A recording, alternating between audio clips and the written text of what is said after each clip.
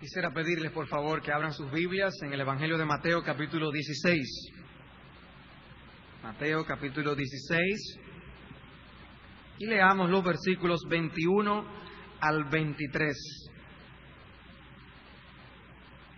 Esta es la porción que estaremos considerando y suplicamos al Señor que abra nuestro entendimiento para recibirlo.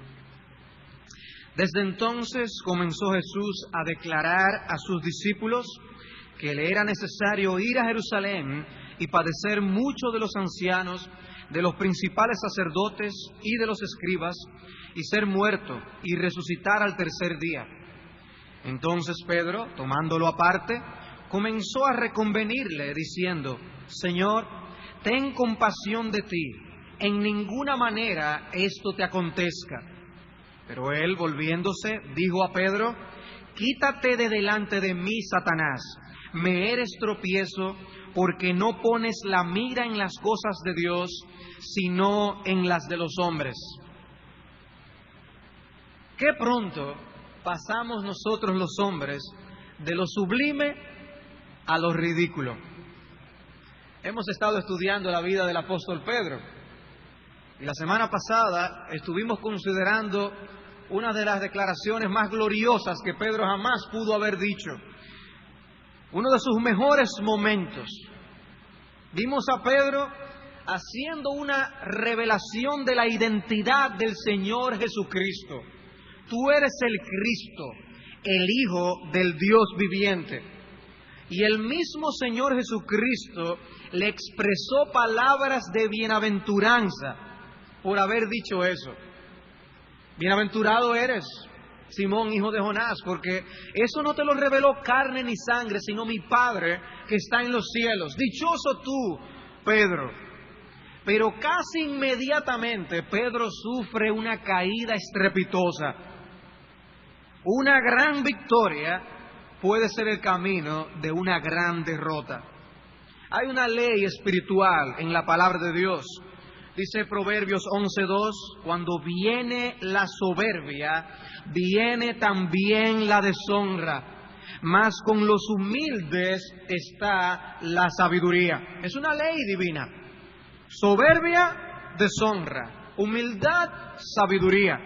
Proverbios 16:18, antes del quebrantamiento es la soberbia, y antes de la caída la altivez de espíritu. Proverbios 18:12, antes del quebrantamiento se eleva el corazón del hombre, y antes de la honra es el abatimiento. Y Proverbios 29:23, el orgullo del hombre lo humillará, pero el de espíritu humilde obtendrá honores. Es una ley. Y el apóstol Pedro había declarado algo que dice: no es de hombre. Ningún otro hombre te compartió esa realidad, Pedro. Eso vino directamente del cielo. Y podemos imaginarnos, Pedro, como todo mortal, se llenaría de importancia, de orgullo, se elevó a sí mismo. Decía un autor que nosotros debemos tener cuidado de no caer en la trampa de pensar de que porque nosotros estamos correctos en cuanto a algo, nosotros estamos en lo correcto con respecto a todo lo demás. Debemos tener cuidado de, porque hay algo que sabemos, llegar a la conclusión de que eso implica que conocemos todo lo demás. Nosotros nos sentimos orgullosos porque conocemos algo, manejamos bien algo y nos elevamos. Y Pedro se eleva y de repente Pedro cae de sopetón. Y lo que vamos a hacer es estudiar estos 3 versículos que tenemos aquí delante de nosotros y verlo bajo 2 encabezados. El tema es Pedro el consejero. Vemos a Pedro actuando como un consejero. Veamos entonces en primer lugar a Pedro, el consejero presumido. Y luego finalmente a Pedro, el consejero reprendido. Pero veamos en primer lugar a Pedro, el consejero presumido. ¿Dónde vemos la presunción de Pedro aquí? Dice, desde entonces comenzó Jesús a declarar a sus discípulos que le era necesario ir a Jerusalén y padecer mucho de los ancianos, de los principales sacerdotes y de los escribas, y ser muerto y resucitar al tercer día. Todo esto comenzó Jesús a explicarles. Entonces Pedro, tomándolo aparte, comenzó a reconvenirle, a reprenderle, diciendo, Señor, ten compasión de ti, en ninguna manera esto te acontezca. El Señor había llevado a los discípulos a entender los conceptos más elementales y básicos con respecto a su propia identidad, y qué bueno fue oír a Pedro hablar de que Cristo es el Mesías, el Hijo del Dios vivo. La vez anterior estudiamos esa declaración a plenitud y con detalle. Ahora Jesús va a llevarles a entender cuál es el significado de su obra redentora. ¿Para qué ese Mesías, ese enviado de Dios, vino al mundo? ¿Cuáles son las implicaciones de que ese Mesías viniera al mundo? Todo esto había sido dicho de manera velada anteriormente, como cuando Cristo les decía que el Hijo del Hombre tiene que ser levantado, como la serpiente de bronce fue levantada en el tiempo del pueblo de Israel, en el libro de Números. Pero Él ahora habla de esto abierta y claramente. En el Evangelio de Juan, nosotros vemos en el momento cuando Jesús limpió el templo, por ejemplo. Y allí entonces Jesús les habló y les explicó que ese templo era el templo de su cuerpo, que luego Él lo levantaría. Y Nicodemo le dijo que era necesario que el Hijo del Hombre sea levantado. Era de una manera velada, pero ahora Él le va a decir, el Hijo del Hombre tiene que sufrir como el siervo sufriente del Altísimo. Y el Antiguo Testamento hablaba de eso. No era una doctrina oculta, no era una doctrina nueva. Las profecías mesiánicas lo dejaban ver. Uno lee el Salmo 22, uno lee Isaías capítulo 53, pasajes escritos 700 y 500 años antes de que pasaran estos hechos. Pero aquí uno ve un ejemplo más de lo que era el efecto de las malas doctrinas. Se regó la mala doctrina de que el Mesías iba a venir para combatir el imperio romano y establecer un imperio terrenal, y aún los discípulos fueron afectados con esa mala doctrina. Hermanos, por eso no podemos jugar con la falsa enseñanza, porque afecta nuestras convicciones y por lo tanto afecta nuestra práctica. Estos hermanos no tenían el consuelo ni el entendimiento de por qué Cristo vino aquí a la tierra, porque la mala doctrina había afectado su mente. Y si nosotros dejamos afectarnos de enseñanzas que no sean conforme a la palabra de Dios, tendrá implicaciones prácticas y a veces tan serias como la que en este caso estaba afectando a los discípulos. El Señor les dice claramente que sus padecimientos eran, dice el texto, necesarios. Dice el texto claramente que le era necesario ir a Jerusalén y padecer mucho, ser muerto y resucitar. ¿Por qué? Porque era parte del plan de Dios para la salvación. Era necesario. Sin eso no hay salvación. ¿Qué decía el libro de Hebreos en el capítulo 9? ¿Qué dice? En el versículo 22. Que sin derramamiento de sangre no hay perdón. Si no se derrama la sangre del sacrificio, no hay perdón. Si Cristo no derrama su sangre en la cruz del Calvario, no hay perdón. Si Cristo dice, es necesario que el Hijo del Hombre padezca estas cosas. Y todo eso iba a ocurrir en Jerusalén, como Él mismo les dice en Lucas 13. Sin embargo, es necesario que hoy, mañana y pasado mañana siga mi camino, porque no es posible que un profeta muera fuera de Jerusalén. Jerusalén, Jerusalén, que matas a los profetas y apedreas a los que te son enviados. ¿Cuántas veces quise juntar a tus hijos como la gallina a sus polluelos debajo de sus alas y no quisiste? Pero los discípulos no tenían esa doctrina. Ya Cristo estaba hablando de estas cosas a ellos, pero ellos no entendían estas enseñanzas. La necesidad de la muerte de Cristo. Como todavía hay personas que no lo entienden. No ven el significado de la muerte de Cristo con esa urgencia. No interpretan correctamente el hecho histórico de que Cristo murió en la cruz del Calvario. Dice Marcos capítulo 9, versículo 31. porque enseñaba a sus discípulos y les decía: el Hijo del Hombre será entregado en manos de hombres y le matarán, pero después de muerto resucitará al tercer día. Pero ellos no entendían esta palabra y tenían miedo de preguntarle. Cristo les estaba enseñando y ellos no entendían. ¿Y qué querrá decir Él con esto? Y no le preguntaban por miedo. Es como estas personas que van y le preguntan a alguien: señores, ¿dónde yo estoy? ¿O cómo yo llego a tal sitio? O si usted sabe dónde está la carnicería tal. Y diciendo mentira, dicen: sí, yo sé dónde es. Usted ahí dobla a la derecha. No saben nada. Por vergüenza, por no decir que no saben dónde está esa carnicería. Pues así estaban los discípulos. Cristo le está explicando algo tan relevante como el significado de su muerte y por qué tenía que morir. Y ellos no atrevían a preguntarle: ¿pero qué es lo que significa eso? Y se quedaban en algo trascendental a ciegas.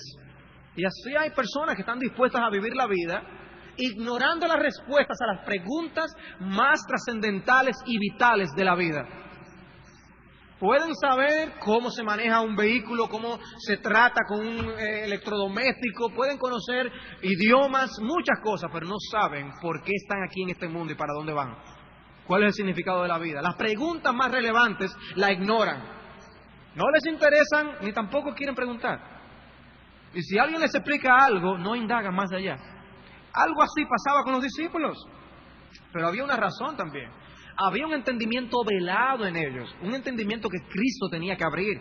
Dice Lucas 18, hablando también acerca de esto, dice que Jesús, tomando a los 12, les dijo: he aquí subimos a Jerusalén y se cumplirán todas las cosas escritas por los profetas acerca del Hijo del Hombre. Eso está en Lucas 18, 31.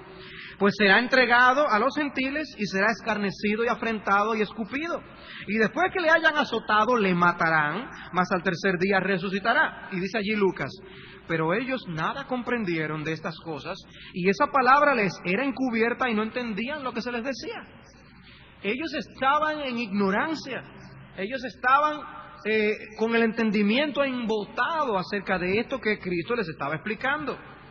Y eso que Cristo no les dio los detalles de todas las cosas que iban a acontecer con el Hijo del Hombre cuando Él estuviera en las manos de los judíos, cuando Él estuviera en las manos de los romanos como Pilatos y Herodes. Él no le dio los detalles de las cosas que Él iba a sufrir, los azotes, las burlas. No podían manejar toda esa información al mismo tiempo. Ni siquiera les dio los detalles del método por el cual Él moriría, que es la crucifixión, de lo cual sí le habla con más aclaración más adelante, como lo hace en el capítulo 20, versículo 19. Imagínense entonces, sin embargo, cómo el recordar los apóstoles todas estas palabras, después de todo haberse cumplido, debió ser algo altamente estimulante para ellos, porque todo se cumplió al pie de la letra. Cristo les advirtió todo lo que iba a pasar. Imagínense después de los hechos lo que esto debió significar para ellos. ¿Y por qué se cumplió todo esto? Porque estaba determinado desde antes de la fundación del mundo que el Cristo padeciese y muriese por los pecadores. Y así se narra en Hechos capítulo 2 y en Hechos capítulo 4, que todo aconteció según lo ordenado por Dios. Pero bien, Cristo les explica todo esto. Pedro acaba de decir: tú eres el Cristo, el Hijo del Dios viviente. Y ahora Cristo dice: pues mira, ese Cristo y ese Hijo del Dios viviente, a Él lo van a matar. Y adivinen quién fue el primero que reaccionó. Nuestro querido amigo, el apóstol Pedro. El primero en reaccionar. Y no nos sorprende la manera en que él reacciona. Cristo no solamente les habló de la muerte. Él dijo: es necesario que Él sea muerto. ¿Y qué dijo más? Y resucita al tercer día. Pedro no oyó nada más. Después que dijo muerto, de ahí para allá, Pedro no oyó nada más. Él se quedó con ser muerto. Y eso estaba trabajando allí en su mente y en su corazón. Se quedó atrás. Ese tipo de sufrimiento no le cuadraba en su mente con la identidad del Mesías. El Mesías vendría a triunfar, no a ser derrotado. Y Pedro muestra una vez más ese carácter impulsivo, ese carácter impetuoso. Y una vez más él cree estar haciendo lo correcto. Y que lo que está haciendo, lo está haciendo en nombre de los demás apóstoles. Y déjame yo decirte algo, en nombre de todos nosotros. Y Pedro trata de actuar con cierta sensibilidad. Y para no abochornar al Mesías en público, dice que él se lleva aparte a Cristo. Ven, que tengo que decirte algo. Y empieza él a aconsejar a Cristo. ¿Acaso porque no quería avergonzar al Señor o era para ser escuchado con mayor atención? Yo necesito tu plena atención, yo tengo algo que decirte. Y Pedro comenzó a reprender al Señor. A reprender al Señor. Esa palabra que aparece en el texto, que se traduce reconvenir, es una palabra que está llena de vehemencia. Habla de una persona que le está hablando con énfasis a otra para expresarle que está equivocado. Es lo que aparece en Mateo 8:2, cuando el Señor dice que levantándose, reprendió a los vientos y al mar. Cristo reprendió al viento, esa es la misma palabra que aparece allí. Mateo 12:16 dice, y les encargaba rigurosamente que no le descubriesen. La misma palabra se traduce encargar rigurosamente. También aparece en Lucas 9:21, cuando dice advirtiéndoles severamente, como traduce la Biblia de las Américas, advirtiéndoles severamente. Eso era lo que estaba haciendo Pedro con Cristo. Eso era lo que estaba haciendo Pedro, encargándoles rigurosamente, advirtiéndoles severamente, reprendiendo al Señor Jesucristo. ¿Qué está asumiendo Pedro cuando él toma una postura como esta? Está Pedro asumiendo que en este tema él conoce mejor que Cristo cómo son las cosas. Él está asumiendo eso, él está tomando una postura de maestro para enseñarle a otro. Cuando la Biblia dice, no os hagáis maestros muchos de vosotros sabiendo que recibiréis mayor condenación. La Biblia trata de quitarle el estímulo a la gente para que no se hagan maestros innecesariamente. Tengan cuidado de no tomar esa postura, si no es algo dado por Dios. Pedro asumió una postura de maestro. Una postura de maestro. Hermanos, hoy he visto más que nunca gente pararse con niños, sin niños. Yo quisiera suplicarle que por favor mantengamos lo más tranquilamente sentados posible en nuestros asientos y nosotros atentos a esto que estamos tratando nosotros. Les decía que con esta actitud Pedro estaba asumiendo una actitud de reprender a Cristo, asumiendo una postura de que conocía mejor que Cristo acerca de esto. Él no está aceptando la enseñanza que Cristo le está dando. Para él era inconcebible que el Mesías, cuya grandeza él acaba de alabar, pasase por semejante humillación. Él no lo puede entender. Y Pedro está asumiendo que Jesús tiene una actitud negativa, que Jesús está mal. Señor, tú tienes una actitud negativa, eso no debería ser. Y para mí esto que ocurre aquí en esta escena es una muestra de cómo la Biblia presenta la humanidad de Cristo.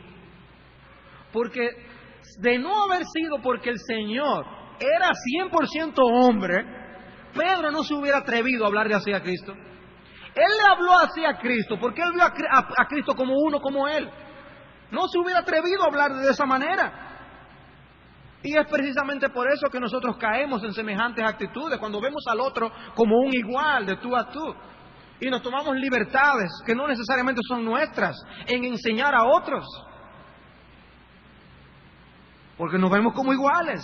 Y Pedro no tuvo miedo en hablarle así. Y hermanos, esto tiene relevancia para nosotros hoy. Mucha relevancia para nosotros hoy. ¿Saben por qué? Porque nosotros creemos que la Biblia es la palabra de Dios.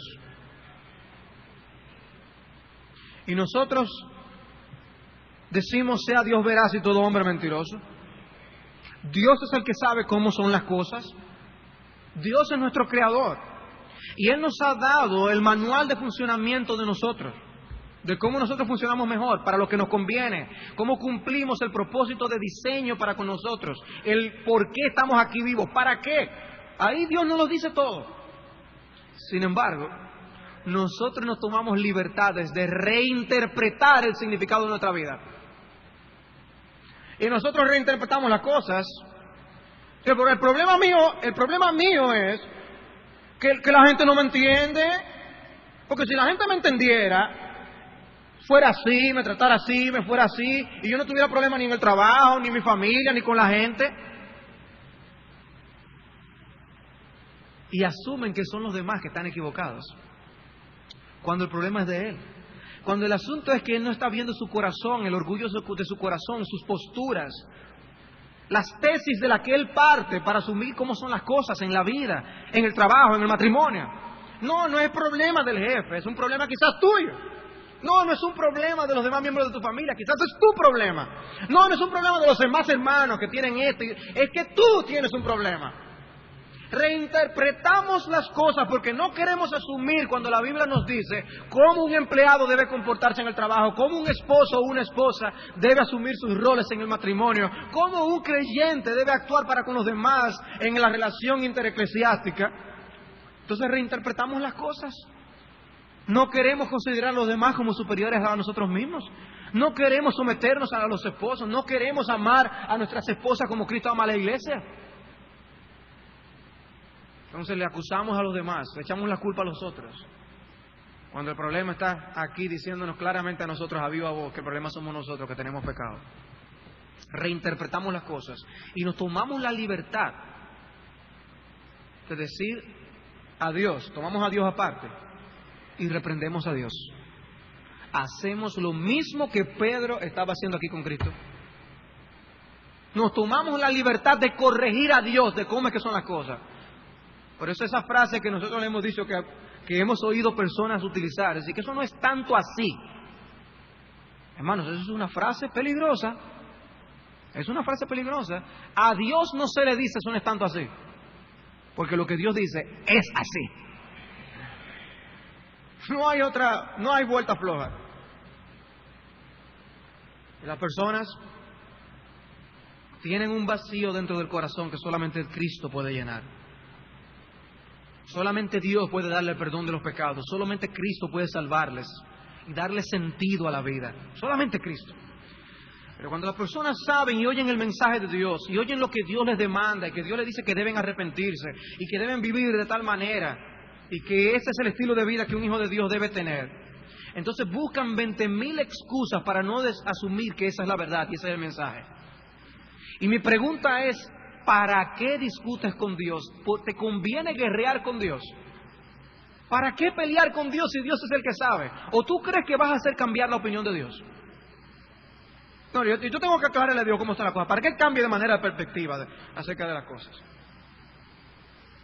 Hay personas que se ofenden con ciertas posturas que la Biblia tiene. Esto no debe ser así. No debe ser así. Eso es muy riguroso. Pero el punto es, ¿tú vas a hacer cambiar a Dios?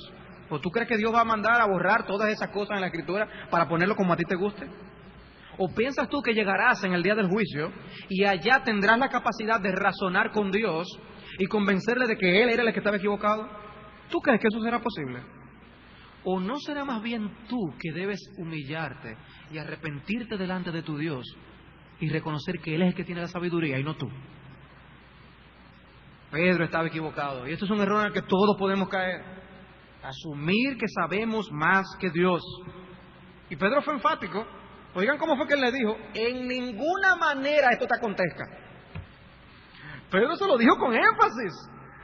El texto aparece con una doble negación para darle énfasis. Pedro estaba completamente convencido de que eso no debía suceder. Y él quería que el Señor se llevara de su consejo. Hermanos, si Cristo se hubiera llevado del consejo de Pedro, ¿qué hubiera sido de nosotros? ¿Qué hubiera sido de nosotros? Y él tenía buenas intenciones. No podemos atribuir malas intenciones a Pedro por decir esto. Él amaba a Cristo de todo corazón. Él creía que estaba haciendo lo correcto. Pero las buenas intenciones nunca justifican las malas acciones. Las buenas intenciones nunca justifican las malas acciones. Cuando él creía que estaba haciendo lo mejor, estaba realmente haciendo lo peor. Lo peor. Ser un verdadero discípulo no es garantía de que nosotros estaremos siempre en lo correcto. Tú puedes ser verdadero discípulo, pero eso no significa que tú estás siempre en lo correcto. Pedro tenía buenas intenciones, pero el diablo le utilizó para decir una estupidez. Había acabado de decir una brillantez y el diablo lo utilizó para decir una estupidez. de un instante a otro. Dice el pastor Ted Donnelly en un libro que escribió acerca del apóstol Pedro, acerca de esto de tener buenas intenciones y hacer lo incorrecto. Dice él: esto es fácil de admitir en teoría, como una doctrina de la Escritura que aceptamos sin titubear. Ninguno de nosotros se atrevería a decir que posee un monopolio de sabiduría o que siempre está en lo correcto. No es eso realmente. Si decimos que no tenemos pecado, nos engañamos a nosotros mismos y la verdad no está en nosotros. Decimos amén a estas conocidas palabras y le pedimos al Señor diariamente que nos perdone. Pero vivimos siempre a la luz de esta verdad que profesamos creer. Presten atención a esto. Dice: los cristianos no se caracterizan por ser prontos en admitir que están equivocados. No nos es fácil pedir a los hermanos y hermanas que nos perdonen. No es fácil. Eso va en contra de nuestra carne.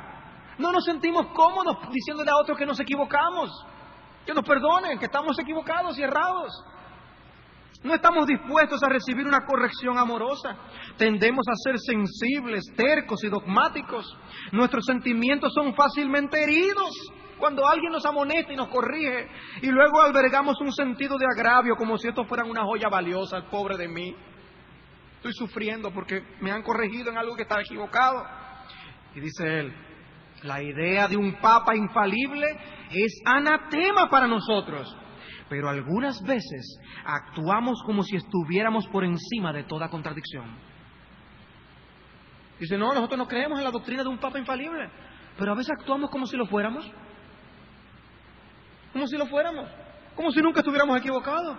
Somos, en nuestra opinión, así es. Desde luego, reconocemos que somos pecadores. Pero hay de la persona que se atreva a identificar uno de tus pecados. Ah, sí, pues, pecador. Pero hay de la persona que me lo diga. Hermanos, tenemos que reconocer que nuestra postura no es siempre de humildad, de que nosotros nos elevamos por encima de la realidad de lo que somos. Creemos que somos muy sabios cuando en realidad conocemos tan poco. ¿Qué estás diciendo, Pedro? ¿Qué idea se te ha ocurrido a ti? Si ese evento no ocurre, no hay salvación. Era tan relevante lo que Pedro estaba diciendo que Cristo tiene que reprenderlo duramente, como veremos. Lo que estaba en juego era la salvación. Y lo que Pedro estaba viendo como una calamidad vendría a ser la mayor bendición del mundo. No era una calamidad, esa iba a ser la victoria.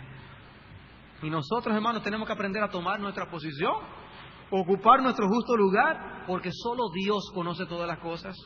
Viene la aflicción, viene la prueba, las cosas no están como nosotros queremos. Empezamos a desconfiar. Empezamos a dudar del amor de Dios. ¿Por qué las cosas están como son? ¿Por qué me es tan difícil hacerlo?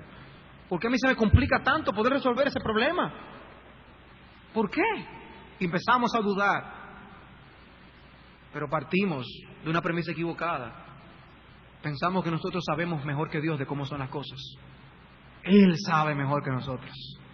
Y Él sabe para qué ocurren las cosas que ocurren alrededor de nosotros y en nuestras vidas. Y Dios nunca se equivoca. Y lo hace bien. Y lo hace por amor. Lo hace para el bien de aquellos que le aman. Solo Dios conoce todas las razones de por qué pasan las cosas.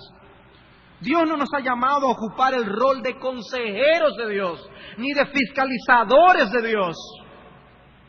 Nosotros tenemos que cumplir nuestro rol de ser gente que son creyentes en Dios, confiar en Dios, ponernos en sus manos, porque Él es el que sabe. ¿Cuál era la postura que Pedro debió asumir? La de un aprendiz. Señor, enséñame, yo tengo que aprender. Señor, enséñame. ¿Qué más tengo que aprender, Señor? Pero, hermanos, repito, ¿cuántas veces asumimos el rol de Pedro en nuestras vidas? ¿Cuántas veces nosotros hacemos un alto y no oímos toda la enseñanza porque nos quedamos con algo enchivados allí?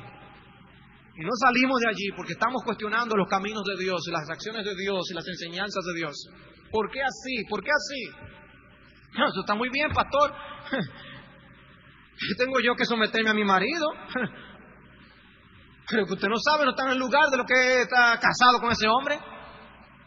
Vámonos, mi hermana, no es un asunto de si yo estoy casado con ese hombre, no.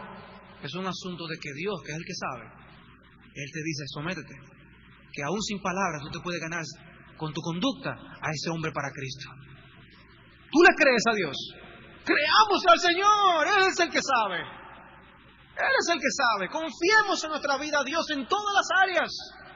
Ese es nuestro llamado, no ser consejeros de Dios.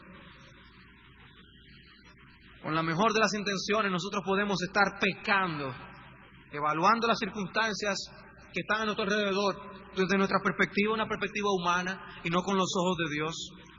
¿Cómo son los pensamientos de Dios comparados con los nuestros? Oye lo que dice Isaías 55:8, porque mis pensamientos no son vuestros pensamientos, ni vuestros caminos mis caminos, dijo Jehová. Como son más altos los cielos que la tierra, así son mis caminos más altos que vuestros caminos y mis pensamientos más que vuestros pensamientos. Tú valoras los pensamientos de Dios de esa manera, como algo que está mucho más arriba, sublime, más de cualquier idea que a ti se te puede imaginar, de la solución de cualquier problema.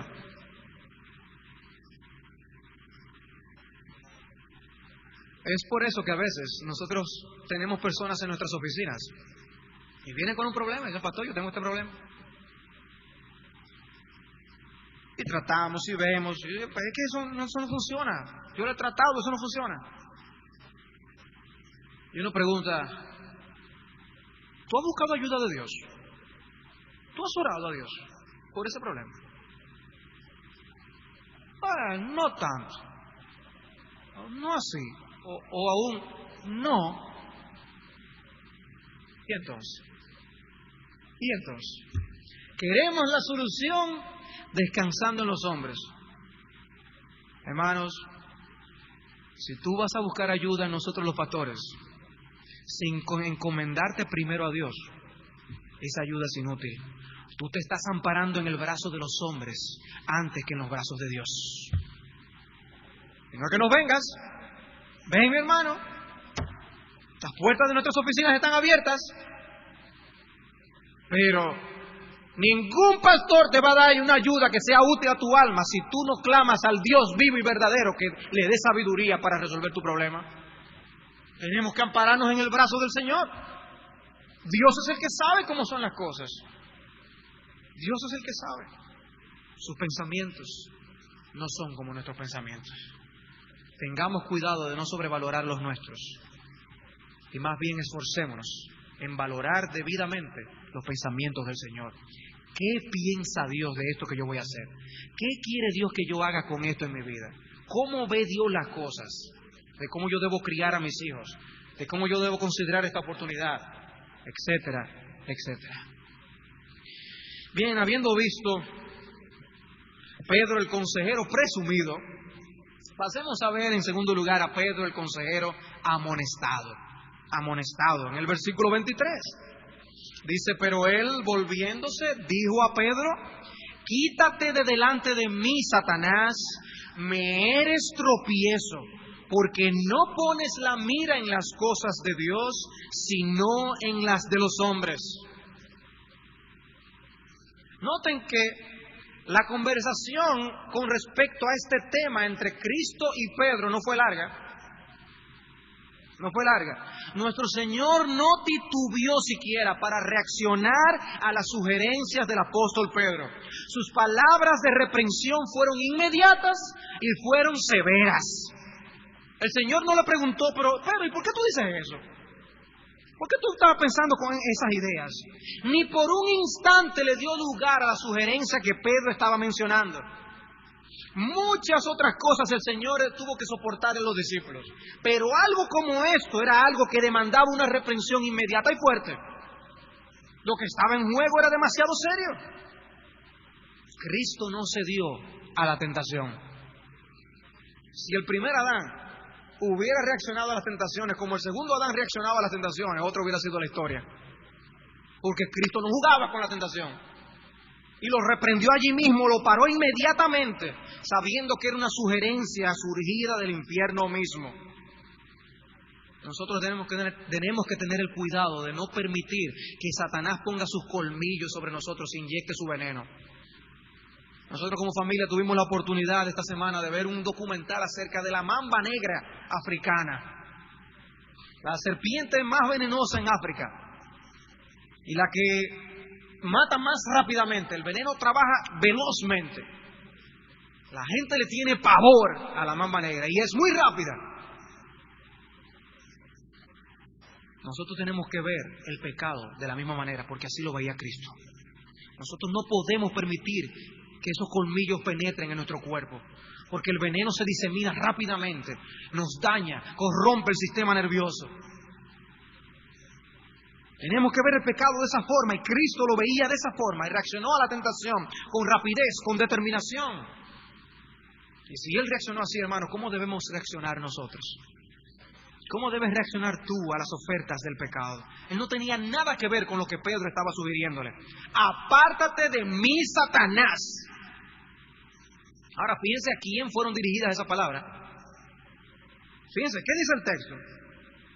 Pero él, volviéndose, dijo ¿a quién? A Pedro. Apártate de mí, Satanás. Él no estaba con Pedro delante hablándole al diablo. Él le dijo eso a Pedro. El texto lo dice explícitamente. Pedro estaba siendo un instrumento del diablo en ese momento para estorbar los planes redentores del Mesías. No hay duda de que detrás de todo esto está el diablo, no hay duda. Pero Cristo le está dejando ver a Pedro que él está siendo una piedra de tropiezo. Pedro, tú estás siendo responsable. Pedro, tú eres responsable de esta situación. Pedro es presentado allí con su culpabilidad a causa de su propio pecado. Y al mismo tiempo el Señor nos dice quién estaba detrás de todo. Por eso, como nosotros bien estudiamos en la serie de Daniel el domingo pasado en la noche, tenemos que ver al maligno detrás de las cosas. Hay una lucha demoníaca en la que nosotros estamos envueltos. No es casualidad que las cosas sean como sean. Él no reprende a uno para exculpar al otro. Cada uno lleva su propia culpa. El diablo tiene su responsabilidad en las cosas que él hace y que él causa. Pero él no está allí simplemente condenando al diablo para consolar al discípulo. Él le da a Pedro cuál es la cuota de culpa que él tiene en medio de todo este proceso. Pedro no dijo lo que dijo de una manera mecánica, involuntaria. No, eran sus palabras. Pero Satanás estaba detrás. Satanás estaba detrás, tentando a Cristo a través de Pedro. Y podemos ver, hermanos, cómo nosotros podemos ser instrumentos en las manos del maligno para llevar a otros al mal. Por eso aún hijos pueden ser instrumentos en las manos del maligno para que los padres pequen. Padres pueden ser instrumentos en las manos del maligno para que sus hijos pequen. Hermanos en la iglesia pueden ser instrumentos en las manos del maligno para que otros hermanos pequen. Gente que profesa ser hijo de Dios puede ser un instrumento en las manos del maligno para llevar a una persona que no conoce del Señor a aborrecer a Cristo. Todas estas cosas ocurren. Y es así que nosotros mismos nos convertimos en instrumentos de tentación. Esposos que son objeto de tropiezo a sus esposas y viceversa. El Señor sabe que Satanás ataca con eficacia, aún utilizando a los creyentes. Y cuando ellos están regocijando más en la victoria que nunca. Porque Pedro estaba acabadito de salir de una victoria. Recuerden, estaba todavía ondeando su bandera y mostrando su medalla. Cuando allí mismo Cristo tuvo que reprenderle abiertamente. Y esa victoria anterior fue lo que le abrió las puertas a Satanás, a su corazón, para tentar a Cristo a través de Pedro. Pedro bajó la guardia y el resto es historia. Esa palabra que se utiliza, piedra de tropiezo, me eres tropiezo, le dijo Cristo a Pedro, me eres tropiezo, se usaba para referirse a una trampa o al palo que soportaba una trampa donde un animal era atrapado. Y de ahí se derivó la idea de algo que puede hacer caer a alguien o algo con lo que podemos tropezar. El anuncio que Cristo estaba haciendo de su muerte era un tropiezo para Pedro. Pedro tropezó en eso como una roca. Pero ¿y cómo puede ser que el Mesías va a morir? Y entonces Pedro se convirtió en un tropiezo para Cristo. Lo que Cristo dijo se convirtió en un tropiezo para Pedro, porque no entendió esa verdad, y él se convirtió en un tropiezo para el Señor. La Biblia habla acerca de esto, de los tropiezos. Permítame leer algunos versículos. Mateo 13:41 dice: enviará el Hijo del Hombre a sus ángeles y recogerán de su reino a todos los que sirvan de tropiezo y a los que hacen iniquidad. Dios se fija en los que sirven de tropiezo a otros. Mateo 18:7: ay del mundo por los tropiezos, porque es necesario que vengan tropiezos, pero ay de aquel hombre por quien viene el tropiezo. Cuidado con tu servir de tropiezo a otro.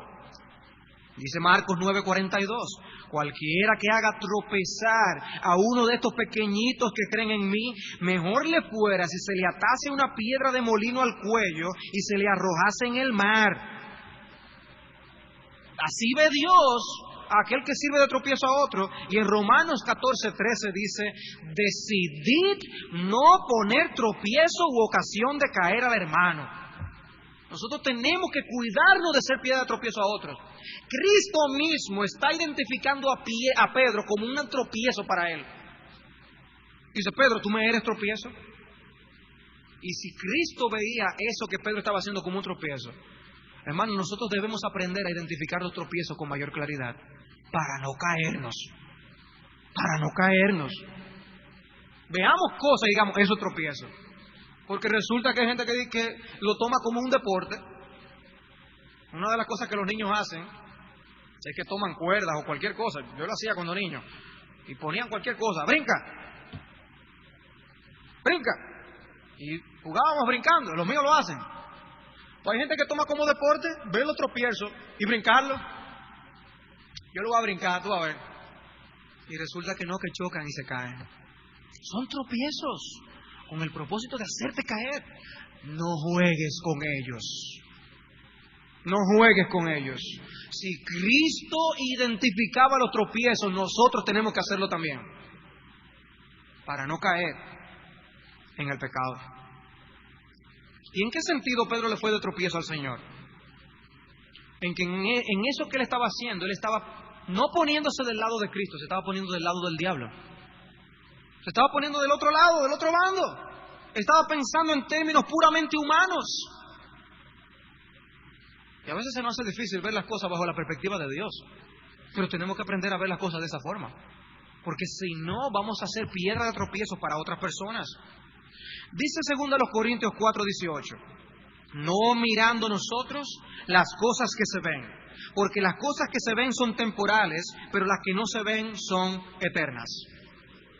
Resulta que en una actitud, en un momento dado, en una acción, en una toma de decisión que tú tienes, predomina el razonamiento humanista, predomina la astucia de los hombres en cómo solucionar un problema.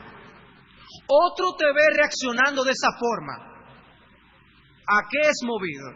A evaluar la vida bajo la misma óptica, bajo la misma perspectiva, a resolver los problemas de una forma humanista, a buscársela como un lince, como dicen, para solucionar el problema y no a través de los consejos del Señor. Y es sorprendente, las decisiones vitales, trascendentales, relevantes de la vida, que la gente toma con una perspectiva humanista, echando a un lado todo aquello que Dios opina acerca de eso mismo. Es sorprendente. Decisiones trascendentales, como si fuera un asunto tan trivial como llevarse un plato de comida a la boca. Cosas que pueden cambiar el curso de la eternidad de una persona, de un alma. ¿De dónde va a pasar esa persona a la eternidad? Cosas que pueden afectar lo que va a ser la crianza de un hijo. Determinaciones de carácter y conducta. Muchas cosas, decisiones trascendentales, se tratan como si fueran triviales. ¿Por qué? Porque dice Cristo a Pedro: no pones las miras en las cosas de los cielos, sino de la tierra. Y si tú miras las cosas así también, vas a ser piedra de tropiezo para otros. De manera que, mi hermano, asóciate con los humildes, como dice Pablo. Júntate con aquellos que tienen una mentalidad celestial, una forma de ver espiritual las cosas, porque eso entonces te va a ayudar a ti a tener esa misma perspectiva. No te expongas continuamente a aquellos que van a ser una piedra de tropiezo a tu alma. Si pues habéis resucitado con Cristo, Buscad las cosas de arriba, donde está Cristo sentado a la diestra de Dios. Poned la mira en las cosas de arriba, no en las de la tierra. Busca las cosas celestiales y no serás tropiezo para otros. Busca las terrenales y tú vas a ser piedra de tropiezo para otros. Pedro fue piedra de tropiezo. ¿En qué, dijo Cristo? Porque no pones la mira en las cosas de Dios, sino en las de los hombres. ¿Dónde tú estás poniendo tu mira? ¿En las cosas de Dios? ¿Por qué tú dices que tú la tienes en las cosas de Dios? ¿Dónde se evidencia eso? Pudiera ser más bien que tú estés poniendo la mira en las cosas de los hombres. Pregúntale a alguien que tenga madurez cristiana y por tu estándar de vida, tu estilo de vida, lo que predomina en tu forma de pensar y de ver las cosas, ¿tú estás viendo las cosas a la manera de Dios o a la manera de los hombres? Leía una oración que escribió John Piper en uno de sus libros. Es una oración acerca del tema de la segunda venida. Permítanme leerles esta oración. Permítanme leerle, yo les suplico su atención. Oigan la oración que escribió este hombre. Perdónanos, Padre, por nuestra indiferencia a la venida de tu Hijo. No hemos mantenido nuestras lámparas de expectación encendidas, ni hemos comprado el aceite de la anticipación en la esperanza del esposo que regresa. Hemos comprado un campo y lo hemos ido a ver. Hemos comprado bueyes y hemos pasado tiempo asombrándonos de su peso y altura. Nos hemos unido en matrimonio a una esposa y la hemos deseado más que la venida de tu Hijo. Oh Señor, perdónanos. Lamentamos la deshonra que nuestros afectos errantes muestran hacia ti y a tu siervo Jesús. Pero Señor, estamos deseosos de cambiar. Venimos a ti por ayuda. Inclina nuestros corazones a Cristo. Abre nuestros ojos a la gloria de Cristo. Haz de la aparición de nuestro gran Dios y Salvador una esperanza bienaventurada en nuestros corazones. Una esperanza feliz. Una esperanza que satisface. Quebranta nuestra adicción a este mundo. Quebranta nuestra adicción a este mundo. Haz que nuestras mentes piensen en las cosas de arriba, donde está Cristo sentado a tu diestra. Obra en nosotros el mandamiento de Pedro cuando dice: esperad por completo en la gracia que se os traerá cuando Jesucristo sea manifestado. Líbranos de las ansiedades que surgen de depender demasiado de nuestras circunstancias terrenales. Transfórmanos en un grupo radical de arriesgados en la causa del amor, porque sabemos que esta carne mortal se vestirá de inmortalidad. Y este cuerpo de humillación será transformado en un cuerpo semejante al cuerpo glorioso de Cristo. Te amamos, Padre. Amamos la manifestación de tu Hijo. Concédenos vivir a la luz de esta esperanza, en la libertad del sacrificio personal para la gloria de tu gran gracia. En el nombre de Jesús. Amén. Hermanos, qué oración. ¡Qué oración! Una oración así despega el corazón de este mundo y los pone en Dios, en Cristo, esperando esa esperanza bienaventurada de la venida del Señor. Pero no cuando nos apegamos a las cosas de este mundo, cuando nos enredamos en las cosas de este mundo, cuando dominan nuestro pensamiento las cosas de este mundo. Servimos de piedra de tropiezo para los demás. Para nuestras esposas, para nuestros esposos, para nuestros hijos, para nuestros padres, para los hermanos con los que nos reunimos, para con aquellos compañeros de trabajo. Nos convertimos en piedra de tropiezo. Le decimos a la gente que miren al cielo y nosotros mismos estamos mirando para abajo. Qué fácil nos enredamos con las cosas de la vida, cuando Dios nos ha llamado a una vida mucho más sublime y significativa.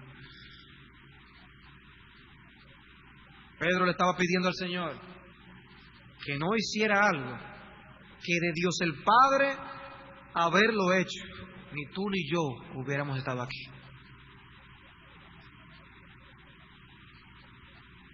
Hay dos cosas que aprendemos de esta lección, de entre las muchas, porque ya yo he mencionado algunas a medida que yo he ido avanzando, pero hay dos adicionales que yo quisiera destacar. Por un lado, que este pasaje nos enseña que Cristo nunca va a justificar nuestros pecados. Cristo nunca va a justificar nuestros pecados. Hermanos, eso nos enseña que nosotros no debemos pasarnos la mano y añoñarnos con nuestros pecados. Él no nos va a dejar ni a abandonar si nosotros somos sensibles a nuestras faltas delante de Él. Él no va a decir, ¿cómo? Que tú tal cosa, que tú has pensado tal cosa. No, no, no. Él va a recibirnos si somos humildes y contritos de espíritu. Dice que Él recibe y Él mora con aquel que es contrito de espíritu. No justifiquemos y escondemos nuestro pecado, porque Él nunca lo va a hacer. Por eso es que la confesión de pecado significa literalmente decir lo mismo que Él acerca de nuestro pecado, opinar lo mismo que Él. Eso es confesar el pecado. Por eso cuando nosotros confesamos nuestro pecado decimos, Señor, yo sé cómo tú ves ese pecado que yo acabo de cometer. Perdóname. Perdóname, porque fue contra ti. Contra ti solo he pecado, como decía el salmista. Él no va a justificar nunca nuestros pecados. Él corrige a los suyos como un padre corrige a sus hijos. Y por eso Cristo aquí fue fiel al alma de Pedro. Pedro, apártate de mí, Satanás. Me eres tropiezo. Y reprendió a Pedro dura y severamente. Dice el Salmo 141, versículo 5, que el justo me castigue y me reprenda será un favor, pero que bálsamo de impíos no unja mi cabeza, pues mi oración será continuamente contra sus maldades. Pero dice que el justo me castigue y me reprenda será un favor, cuánto más si es Cristo que lo hace. Cuánto más si es Cristo que te muestra tu pecado. Cuánto más si Él viene a través de la lectura de la Escritura, a través de un sermón de la palabra de Dios, una predicación de la palabra de Dios, a través de medios que Él utiliza para hablar a tu alma. Debes tú ver a Cristo hablando a tu corazón y recibirlo como tal, con humildad, para cambiar, para mejorar.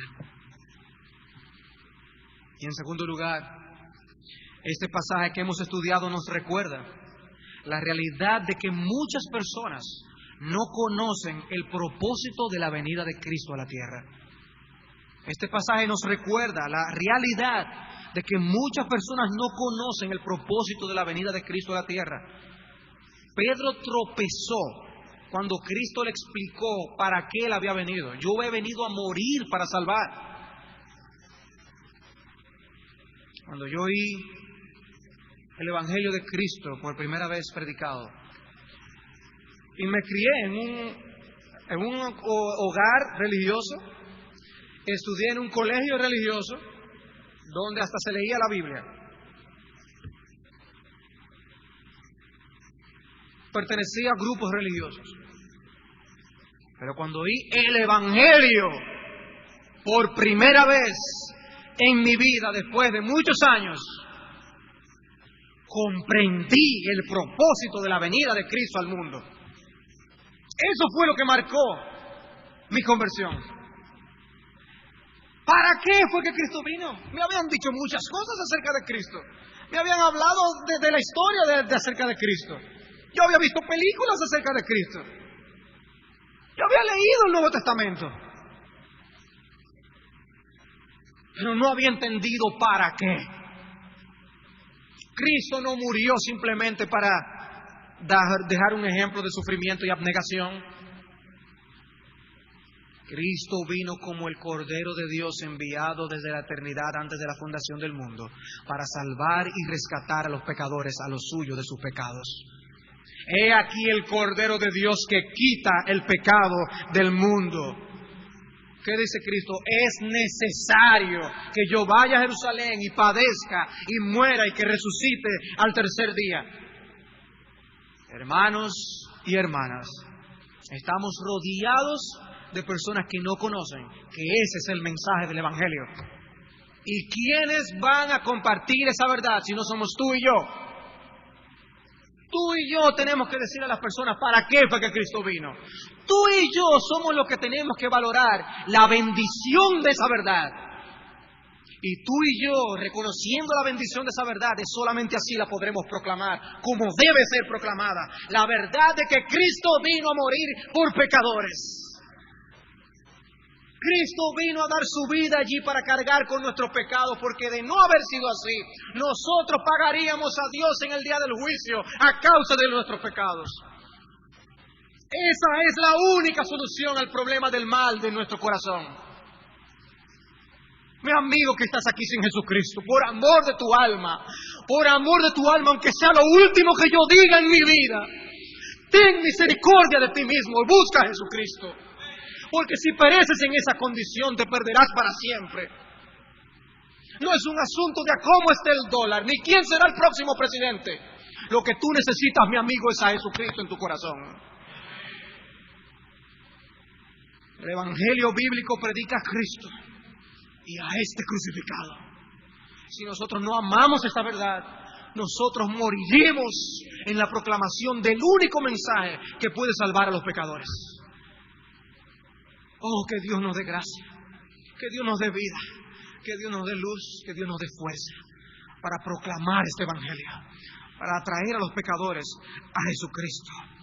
Pero lejos esté de mí gloriarme, decía Pablo, lejos de mí esté gloriarme, sino en la cruz de nuestro Señor Jesucristo, porque en el mundo me es crucificado a mí y yo al mundo. Que Dios nos dé ese mismo sentimiento en nuestro corazón. Vamos a orar.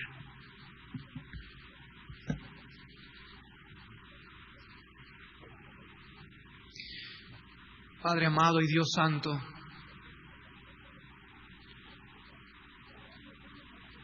vemos tu amor. Vemos tu amor tratando con el alma de Pedro. Y vemos tu amor tratando con nuestras propias almas. Gracias, Señor, por tu misericordia. Gracias, Señor, por no habernos dejado en tinieblas y en oscuridad. Y nuestra oración, Señor, es que por esa múltiple misericordia que tú tienes, que tú vengas, oh Dios, y salves a aquellos que están aquí sin Jesucristo en esta mañana. Padre, rescátalos, dales salvación y vida eterna. Ten misericordia de sus almas. Padre, también te oramos que a nosotros como hijos tuyos, tú nos des determinaciones nuevas y renovadas de predicar este Evangelio, de compartirlo con otros. Atrae a muchos a ti para que Cristo vea el fruto de la aflicción de su alma y quede satisfecho. Te lo pedimos en su nombre. Amén.